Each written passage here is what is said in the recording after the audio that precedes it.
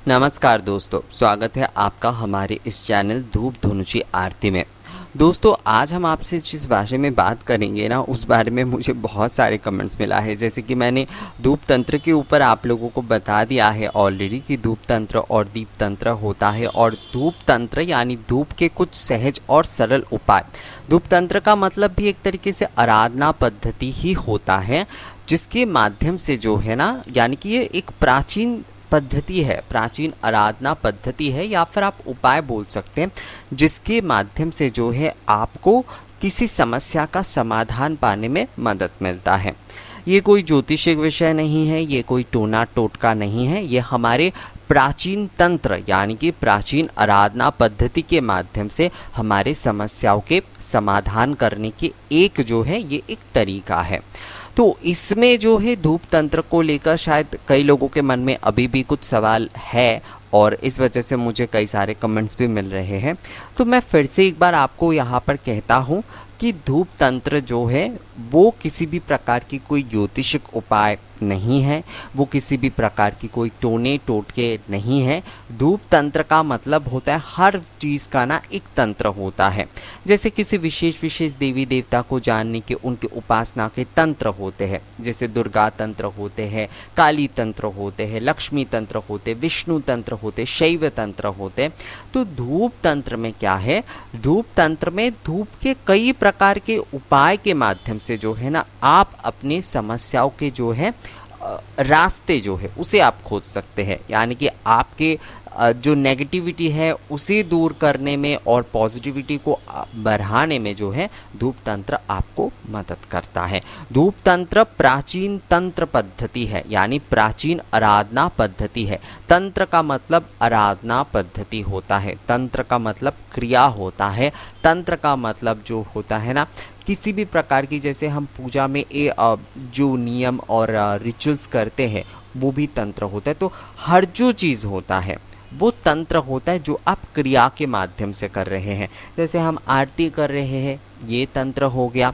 जैसे हम धूप दीप कर रहे हैं, ये तंत्र हो गया। जिस तरीके से हम जो है भगवान को पुष्प गंध चढ़ाकर अर्चना कर रहे हैं, वो भी तंत्र हो गया।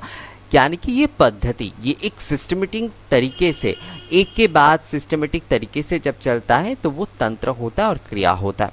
तो धूप तंत्र भी वही है, हमारे प्राचीन जो वो तंत्र है, हमारे जो सिर्फ क्रिया पर आधारित था, जिसके माध्यम से जो है ना दोस्तों, आप उस आराधना पद्धति के माध्यम से आप अपने कुछ समस्या में अगर है तो आप अपने इष्ट की उपासना और आराधना के माध्यम से उस पद्धति का अवलंबन कर सकते हैं, जिससे आपकी समस्याओं का समाधान आपको मिल सकता है।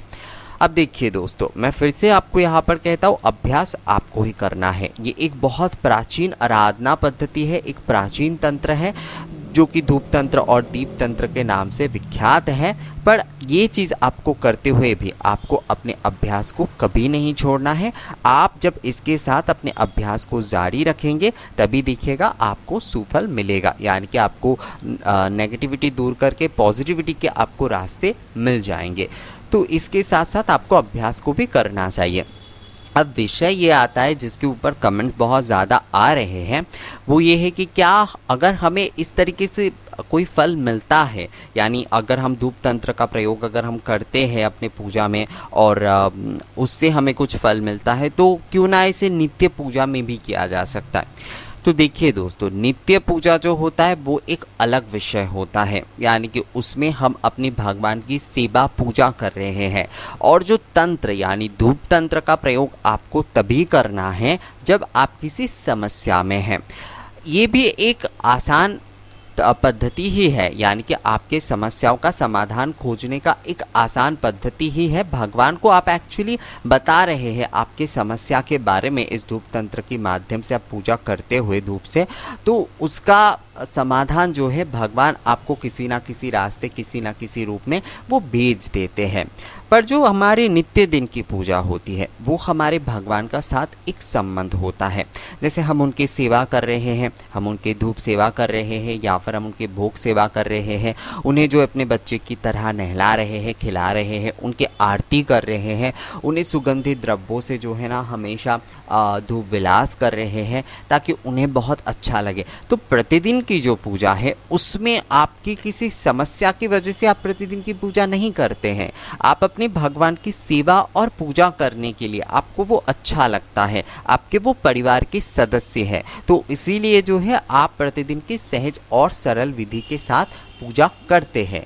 तो उसमें जो है अगर आप तंत्र का प्रयोग करते हैं तो वो कभी भी सही नहीं होता है।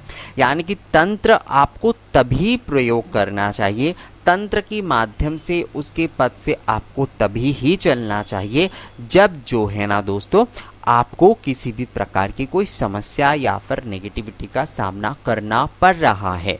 जब आपको इस तरह की चीज़ों का सामना नहीं करना पड़ रहा है तो आप नित्य दिन की पूजा में क्यों इसका इस्तेमाल करेंगे। नित्य दिन की पूजा आप सेवा पूजा जैसे करते आपको वही करना चाहिए, उसमें आपको किसी भी प्रकार की दूसरे चीज़ों की ऐड करने की कोई ज़रूरत नहीं है।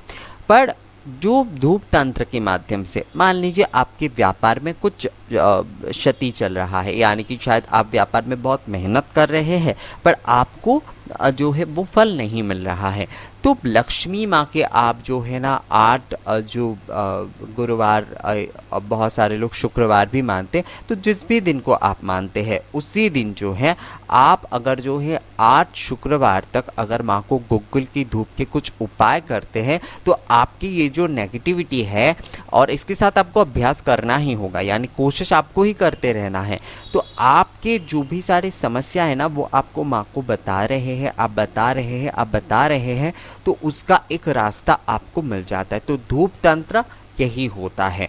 इसके लिए जो है ना आपको प्रतिदिन की पूजा में इसके इस्तेमाल करने की कोई ज़रूरत ही नहीं है, क्योंकि प्रतिदिन की पूजा सेवा की भावना से होती है। प्रतिदिन की पूजा जो है ना सिर्फ हम कुछ पाने के लिए करते हैं या फिर हमारे हमेशा समस्याओं के समाधान खोजने के लिए करते हैं, ऐसा कुछ नहीं होता है।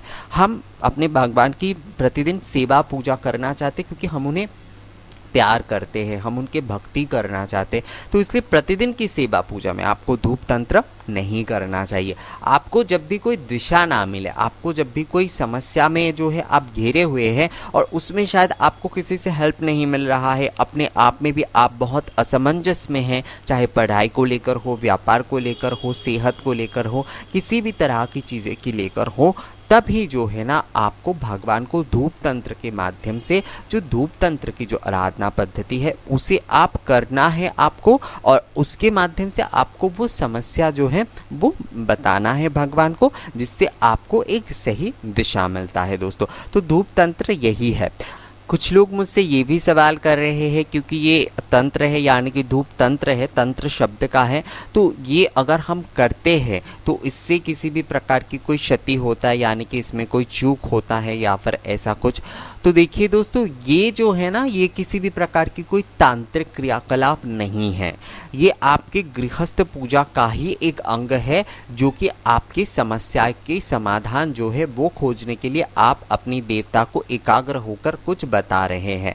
तो ये आपके गृहस्थ पूजा का, गृहस्थ जो आराधना पद्धति है उसका ही अंग है। हाँ, जैसे मैंने नित्य पूजा के बारे में आपको बताया कि उसमें सेवा भावना होती है, तो इसमें आप अपनी समस्या यानी धूप तंत्र के माध्यम से जब आप कोई समस्या की समाधान खोजने की काम कर रहे हैं तो आप अपनी समस्या को जो है ना आप उस पूजा के माध्यम से भगवान के सामने रख रहे हैं। इसमें किसी भी प्रकार की कोई तांत्रिक क्रियाकलाप की कोई विषय नहीं है। बहुत सारे लोग तंत्र का मतलब तांत्रिक क्रियाकलाप सोच लेते हैं, तो तांत्रिक क्रियाकलाप ये बिल्कुल नहीं है।